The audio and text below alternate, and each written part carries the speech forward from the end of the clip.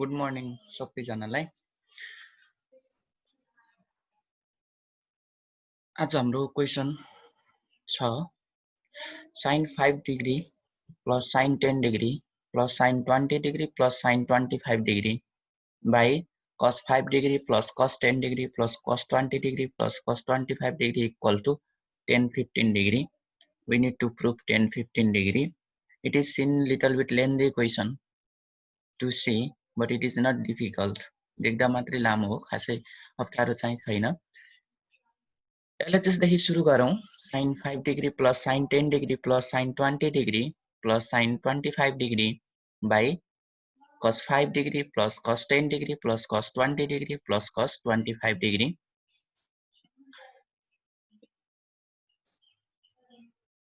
Arrange the term.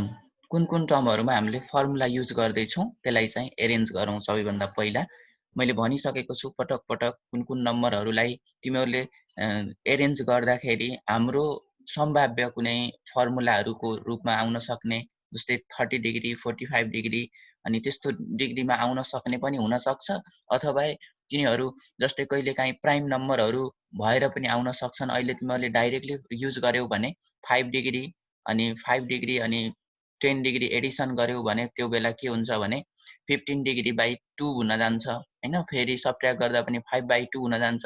कस्तो भने यो फ्र्याक्सनकै रूपमा आउँछ, तर हामीलाई यसो हेर्दाखेरि यहाँ त्यस्तो खाले नम्बर छैन। 15 छ भनेको मतलब यहाँ केही न केही अब युज गरौँ। केही युज गर्दाखेरि हाम्रो के देखिन्छ भने सकेसम्म त 15 ल्याउने कोसिस गरौँ इफ पोसिबल हैन। 15 डिग्री ल्याउने कोसिस चाहिँ गर्ने हो। हुँदै नहुन पनि सक्छ, अब सबैमा त्यस्तो सम्भव नहुन सक्छ। अरु सल्भ गर्दै जाँदा प्रोसेसिङले 15 आउन सक्छ। अनि त्यसको लागि हामीले के गर्यौं भने 5 र 25 फर्स्ट र फोर्थ लाई चाहिँ एकै ठाउँ बनायौं अनि सेकेन्ड र थर्ड लाई चाहिँ एकै ठाउँ राखेकै छौं। सेकेन्ड र थर्ड चाहिँ जस्ताको तस्तै छ। जसले गर्दा के हुने जस्तो देखिएको छ भने sin c plus sin d को फर्मुला युज गर्दै गर्दा 5 प्लस 25/2 गर्दा 15 हुन आउने प्रोबेबिलिटी छ। यही कन्सेप्टको आधारमा हामीले RHS लाई देख्यौं 15 नै दिएको छ, आउँछ कि भनेर जस्ट एरेन्ज मात्रै गरेको। अरु यसमा थप सोचेर अरु केही गरेको होइन, जस्ट हामीले एरेन्ज गर्दा यसरी गर्यौं। त्यसपछि हामीले sin c plus sin d sin d को फर्मुला युज गर्ने सोचिरहेको छौं। sin c plus sin d को फर्मुलाले भने अनुसार 2 sin c plus d/2 2 sin c plus d/2 अनि cos c minus d/2 plus त्यस्तै गरेर पछाडी पनि sin c प्लस d कै फर्मुला युज हुनेवाला छ। त्यसैले 2 sin c प्लस d/2 अनि cos c माइनस d/2। हामीले के गर्यौं भने फर्स्ट दुईवटा टर्महरुमा sin c plus sin d अनि लास्टको दुईवटा नुमेरेटरमा भएको sin c plus sin d को फर्मुला युज गरिरहेको छौं। अनि त्यस्तै गरेर डिनोमिनेटरमा सबै टर्महरु cos मै रहेछ। अब cos c plus cos d को फर्मुला युज गर्न सक्यौं। cos c plus cos d ले भने अनुसार cos c plus cos d को फर्मुला एप्लाई गर्दा हामीलाई थाहा छ 2 cos c प्लस d/2 अनि फेरि पनि cos c minus d/2 c minus d/2। त्यस्तै गरेर पछाडीको दुईवटामा पनि cos c plus cos d कै फर्मुला युज गर्यौं। cos c plus cos d भनेको 2 cos c प्लस d/2 अनि c माइनस d/2। अहिलेसम्म हामीले जस्ट फर्मुला युज गर्यौं अनि टर्म एरेन्ज गर्यौं। अनि त्यसैको आधारमा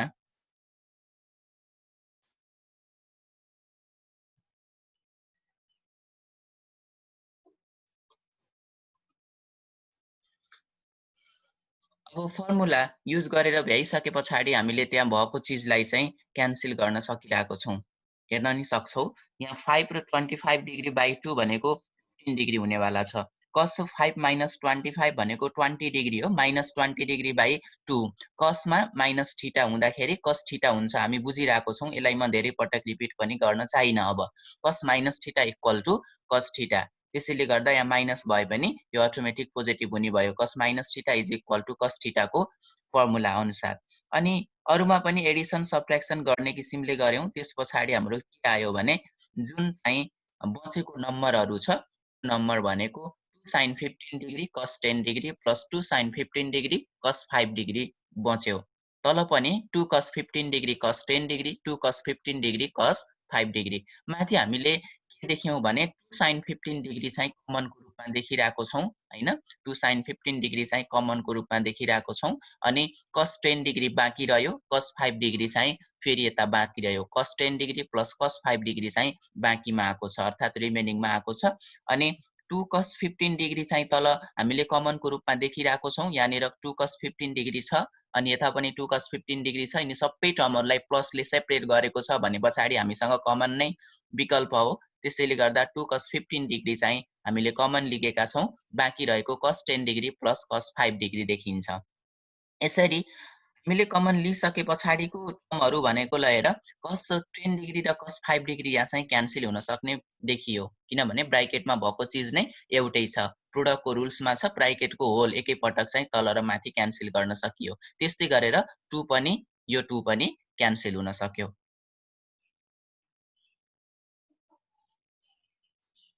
एकपटक राम्रोसँग ध्यान देऊ क्वेशन लामो भए पनि खासै त्यस्तो ठूलो केही पनि छैन जस्ट क्वेशनले भने अनुसार हामीले मात्र के गर्यौं भने जुन दिएको थियो क्वेशनलाई LHS देखि स्टार्ट गर्यौं just from LHS we have started and then we have arranged the term first and fourth 5 degree and 25 degree we have arranged and we have kept together that is a sin 5 degree plus sin 25 degree is together why we have arranged only one concept is that students in RHS 10 15 degree is there while arranging the number while putting in the formula form one way c plus d by 2 when you calculate at that time 15 degree will come by thinking that we have kept these terms together so that we have used the formula then sin c plus d formula in numerator we have used and in the denominator cos c plus cos d formula we have used that is 2 sin c plus d by 2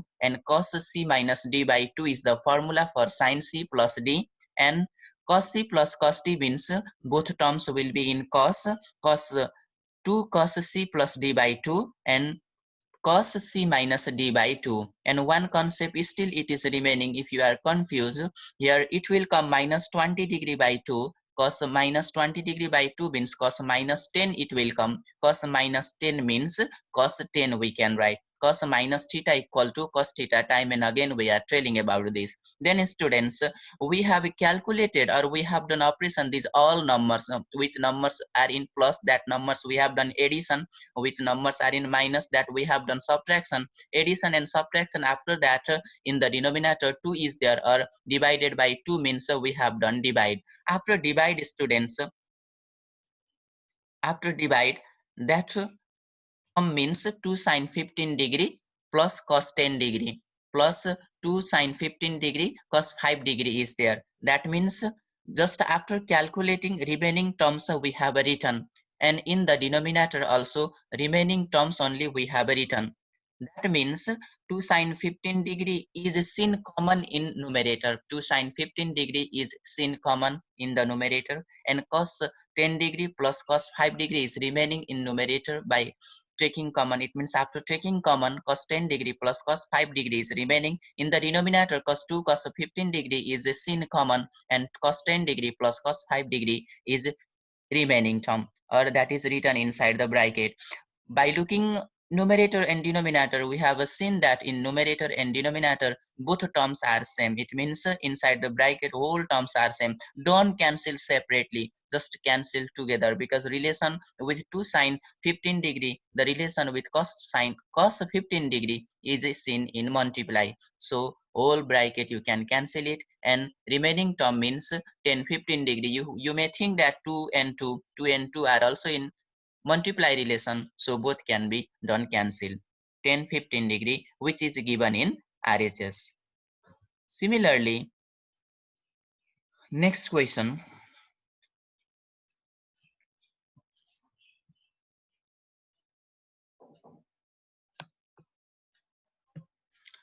sin alpha plus sin 3 alpha by cos alpha plus cos 3 alpha equal to 10 2 alpha हामीलाई prove गर्नु छ 10 2 alpha अब normally देख्दा यहाँ के देखिन्छ भने दुईवटै तल दिएको अनि माथि दिएको टर्महरु एउटै छ sin c plus sin d को रूपमा कम्पेयर गर्न सकिन्छ हुन त यसभन्दा अगाडिको लेन्दी वाला हामीले गरिसकेको छौं त्यही पनि एक पटक यसलाई फेरि त्यो सर्ट फर्ममा पनि त्यही नै फर्मुला त्यही नै केसले चाहिँ सल्भ गर्न सकिन्छ। एक्जाम्पलको रूपमा हेर्न सकिन्छ यहाँ पनि।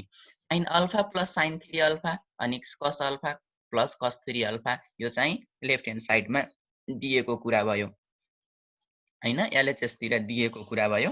अनि sin अब sin c plus sin d फर्मुलाले भने अनुसार 2 sin c plus d by 2 अनि cos c minus d by 2। Similarly डिनोमिनेटरमा पनि cos c plus cos d formula apply हुनेवाला छ। त्यही फर्मुलालाई हामीले एप्लाई गरौँ। cos c plus cos d भनेको 2 cos c plus d by 2 हैन, 2 cos c plus d by 2 अनि cos c minus d by 2 जुन फर्मुलाले जे भन्थ्यो त्यसैलाई नै हामी युज गरिरहेको छौं, अरु केही पनि छैन। 2 sin c plus d by 2 अनि cos c minus d by 2 अनि माथिपट्टि अनि तलपट्टि पनि cos c plus cos d को फर्मुला मात्रै युज गरेको छौं। 2 cos c plus d by 2 अनि cos c minus d by 2।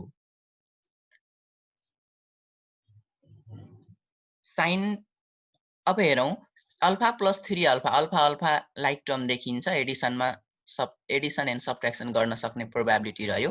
त्यसले गर्दा alpha plus 3 alpha 4 alpha by 2 2 alpha, alpha minus 3 alpha minus 2 alpha by 2 भनेको minus alpha, cos minus alpha भनेको cos alpha हुने भयो। यसले हामीले यो क्याल्कुलेसन गर्दा आएको टर्महरु भनेको के भयो त 2 र 2 क्यान्सल हुनेवाला छ मल्टिप्लाई रिलेसनमा भएको भएर, अनि sin 2 अल्फा अनि cos अल्फा न्युमेरेटरमा डिनोमिनेटरमा cos 2 अल्फा cos अल्फा चाहिँ देखिन्छ। हामीले देखिसक्यौं cos अल्फा र cos अल्फा चाहिँ क्यान्सल हुनेवाला छ, अथवा यहाँदेखि हामीले कट गर्न सक्यौं, मल्टिप्लाई रिलेसनमा छ, टर्म्सहरु एउटै छन्। अनि त्यसले गर्दा बचेको के भयो त sin 2 अल्फा भयो, जुन चाहिँ प्रुभ गर्नु थियो आरएचएस मा। Given question is sin alpha plus 3 alpha by cos alpha plus 3 alpha and we need to prove tan 2 alpha. That means students, we are thinking to start from LHS sin alpha plus sin 3 alpha by cos alpha plus cos 3 alpha, and then just we have a compare with the formula sin c plus sin d is seen here, or we can compare with sin c plus sin d, in which sin c is thought as a sin alpha and sin d means sin 3 alpha. That means 2 sin c plus d by 2 alpha plus 3 alpha by 2 and cos c minus d by 2, that means alpha minus 3 alpha by 2 by 2 cos alpha plus 3 alpha by 2. That means we have seen in the denominator in LHS cos c plus cos d formula is there. That means 2 cos c plus d by 2 and cos c minus d by 2 formula is applied here. And then inside the bracket, the terms which are seen as a like term, so we can do addition and subtraction, alpha and alpha is there, so that addition and subtraction is possible. Also we have divided by 2. After calculating these all, the remaining terms is sin 2 alpha and cos alpha by cos 2 alpha and cos alpha. Cos alpha and cos alpha we can cancel or we can remove from here, and a remaining term is sin 2 alpha by cos 2 alpha, that is says tan 2 alpha. Sin 2 alpha by cos 2 alpha means tan 2 alpha, which is given in RHS. Next question. अहिले भर्खरै हामीले गरेको एउटै छ हैन, जस्तै like term भयो भने त सिधै आउने भयो, एडिसन सबट्र्याक्सनको रूपमा गर्न सकिन्छ मैले भने। यदि लाइक टर्महरु छैन भने त्यस्तो अवस्थामा के गर्ने त, त्यो पनि एउटा concept लिगौं। sin a minus sin b by cos b minus cos a is equal to cot a plus b by 2 sub multiple angle यदि तिमीहरुले भुलिरहेको छौ भने त्यस्तै होला, a by 2 अनि b by 2 भन्थ्यौ नि, त्यस्तै a plus b by 2 दिएको हो। अब हाम्रो आरएचएस देखि स्टार्ट गर्नु भन्दा एलएचएस नै राम्रो देखिन्छ, मतलब केही सल्भ गर्न सकिन्छ, फर्मुलाको रूपमा छ कि भनेर खोज्न सकिन्छ। एलएचएस देखि सुरु गर्न सकियो। sin a minus sin b अनि cos b minus cos a चाहिँ एलएचएस मा दिएको छ। त्यसको लागि हामीले के गर्यौं भने माथिको टर्मलाई sin c minus sin d बनाउन सक्यौं। sin c भनेको sin a हो, a को ठाउँमा c छ, अनि d को ठाउँमा b छ भनेर सम्झौं, किनभने हामीले फर्मुला पढ्दाखेरि c र d को रूपमा पढिरहेको छौं। त्यसैले अहिले मात्र c र d को ठाउँमा a र b दिएको छ। त्यसले गर्दा sin c - sin d भनेको के हो त 2 cos c + d/2 अनि sin c - d/2 हो। त्यस्तै गरेर डिनोमिनेटरमा के छ cos b - cos a छ। त्यो भनेको cos d - cos c को फर्मुला हो। यसलाई सम्झिराखौं, cos d - cos c को फर्मुला हो। अनि cos d भनेको b छ अनि c भनेको a छ। cos d - cos ले के भन्छ त 2 sin c + d। c भनेको के हो a हो, नजुक्क्यौं। c भनेको a हो अनि d भनेको b हो। त्यसैले c + d/2 भनेको a + b/2 अनि त्यस्तै गरेर अनि c - d/2 c भनेको a हो, d भनेको b हो, a - b/2 जस्ट हामीले फर्मुला मात्र एप्लाई गर्यौं। अनि त्यसपछाडी के देख्यौं त sin a - b/2 अनि sin a - b/2 हैन, जुन चाहिँ sin a - a/2 र sin a - b/2 चाहिँ जुन मल्टिप्लाई रिलेसनमा छ एकैपटक यसलाई चाहिँ क्यान्सल गर्न सक्यौं। दुईवटा टर्महरु क्यान्सल भयो। अनि त्यस्तै गरेर अर्को 2 पनि त क्यान्सल भयो, मल्टिप्लाई रिलेसनमा छ हैन, 2 पनि क्यान्सल भयो। यसलाई पनि क्यान्सल गर्न सक्यौं। बच्यो के त बचेको कुरा भनेको के हो त cos हाम्रो बचेको भनेको यति टर्म हो। cos a + b/2 अनि sin a + b/2 यो कुरा चाहिँ बच्यो।